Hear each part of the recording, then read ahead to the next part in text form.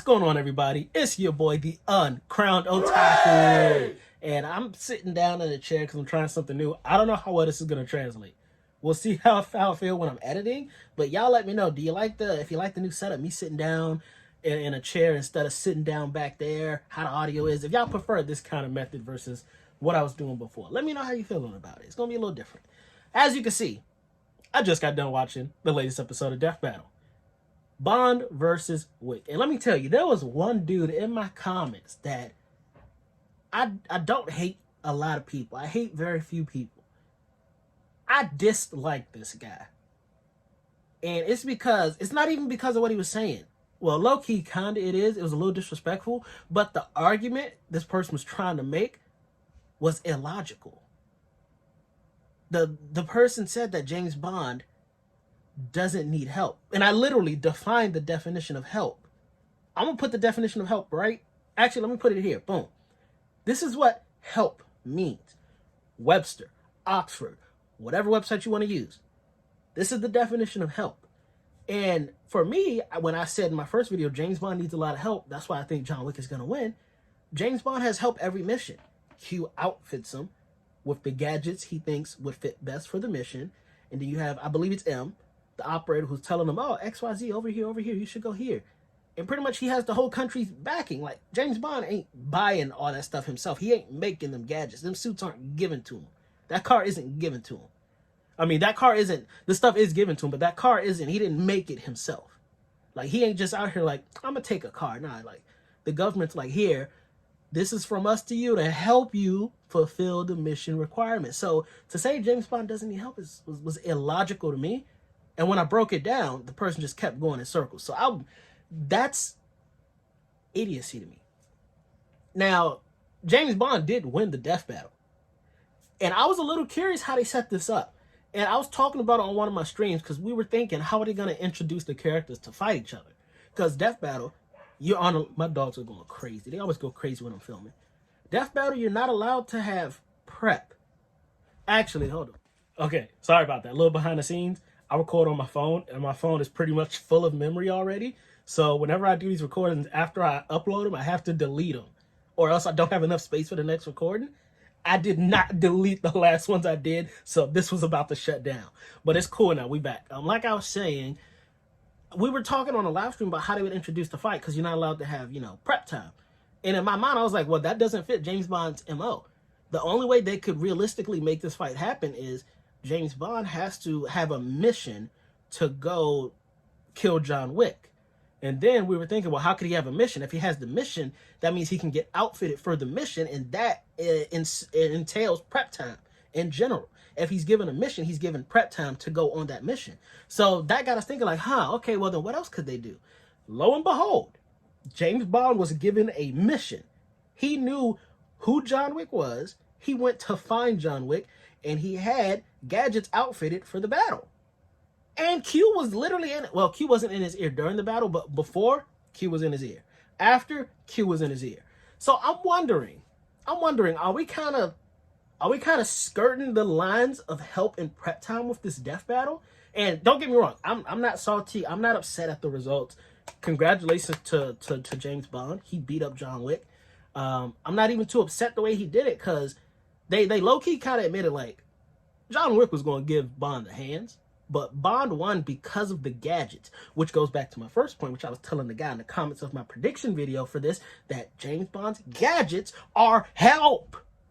James Bond ain't making them gadgets himself. So that kind of like was kind of like, okay, James Bond won, but in the breakdown, in the post-fight breakdown, they admitted that he won because he had the technological advantage with the gadgets. If they was 1v1 with the pistol, with the Thule, with the Glock 40, John Wick would have took that.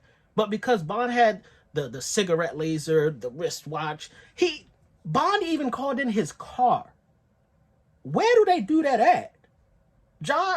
James Bond called in the car, had that thing spinning, shooting bullets, just 360s, doing donuts in the Intercontinental. So that's why I'm kind of wondering, like, James had a mission to find John Wick, which again entails or kind of ensues that there was a little bit of prep time. They didn't give him this mission while he was already out in the field. Like, he reported to the office, got this mission, and then went out to kill Wick. So that's why I'm wondering, and I'm genuinely just want y'all opinions. Do you think we're kind of skirting the lines on giving prep time and previous knowledge? Because, like, even in the death battle itself, James Bond knew who John Wick was, knew his alias. So that means James Bond did his research on Wick. But that's just what I think about the death battle. Again, I'm not really upset at the result. Yeah, I took an L, but I'm gonna hold that L respectfully. I still think it really did come down to the gadgets. It really, honestly, came down to the gadgets, and Q helps him with the gadgets. That's all I'm saying. Next death battle, y'all can see it's been right there the whole time. We have Black Adam. Y'all know who Big Black Adam is. Rock got a movie coming out where he playing Black Adam. Versus Apocalypse, which again, that was my boy Chandler with a Z in the Discord. I saw the message pop up. It's a Marvel versus a DC matchup. Black Adam versus Apocalypse, and honestly, I'm gonna be real with y'all. I don't know a lot about Apocalypse besides what I saw in the X-Men movie. He's like the first, and the X-Men TV show, I believe, one of the animated shows. He's like the first mutant. He can enhance other mutants, I think. I don't know if that's canon, but he a big brolic mutant. I don't really know too much more about him, but I know my man Black Adam got the power of the gods. And if y'all have been tuning into my live streams, you know how I feel about Shazam and Black Adam. In my top 5 superheroes, I guess Black Adam's like an anti-hero, but they're top 5 of all time. Shazam is 3, Black Adam's number 5. The Flash will forever be number 1. Green Lantern number 2. Who's number 4? Give me a second to think about that. I can't remember. Maybe Thor. I think I'll put Thor at number 4. Yeah, that sounds about right. But yeah, think about it. He's blessed with super speed, super strength, magic, durability, immortality, flight. I said strength. What up? Invulnerability. Well, no, he's not invulnerable. I'm sorry, I lied. He's not invulnerable. He get hit a lot. But he has handled the Justice. I know Black Adam. He's beaten up the Justice League. He's gone toe-to-toe with Superman. Now, you could argue Superman wasn't going all out, but I'm just stating the plain facts. He went toe-to-toe with Superman. He beat up, what was it, the Justice Society, Teen Titans, and it was one other group, Doom Patrol. Doom Patrol. He beat up all 3 of them at the same time. Now, he ain't completely invulnerable. Superboy Prime did lay hands. He put Black Adam down pretty bad. But Superboy Prime is arguably stronger than regular Superman. So that's like top of the line hero. What does Apocalypse do? I don't even know who Apocalypse has really fought. But in my mind, DC has way stronger heroes and way more threatening villains than the Marvel Universe has. And for Black Adam to reign along the top echelon of all of those, the power of him is off the charts. And we saw when we put Darkseid versus Thanos, 2 of the arguably top villains in franchises, it was a stomp for DC side. So I'm just going on, and y'all, I know y'all gonna say, that's not fair. You can't really power scale the 2 comic verses because everybody has their own power level. I'm just kind of relating what I can because I don't know Apocalypse. I genuinely, besides him being the first mutant, I really don't know much about Apocalypse, so I'm drawing on the knowledge that I have currently. No, I will not research, because that's not what I do. I enjoy watching Death Battle when they break down the research at the beginning of the fight. If I do it myself, then I'm skipping the beginning of the Death Battle, and they need the view time. We got to give them the view time. That's how they make the money. So Death Battle will do all the research, and I'll learn about Apocalypse then. But the fun of these predictions for me is going on my gut and just current knowledge. That's why I'm okay being wrong, honestly, a lot of the times. I'm okay with it because I learned. But based on what I know now, between the DC universe and the Marvel universe, between what Black Adam has done, I gotta go Black Adam. The DC verse is just too strong. If the DC verse ever went toe-to-toe with the Marvel verse, that'd be a hell of a movie if they could ever come to terms with that. DC will blow Marvel out of the water. I'm getting super sidetracked, and I just pissed off a lot of people. I'm sorry. My apologies. I wish I could rewind time. I technically could because this gets edited, but I'm not. My pick for the next Death Battle is Black Adam. Low difficult. Let me not say that. I'm not going to put a difficulty on it, but I think Black Adam might just stomp on Apocalypse. Again, I don't know Apocalypse. I could be terribly wrong. I could be horribly wrong. I'm sure one of y'all watching this is going to insult me and put me in my place.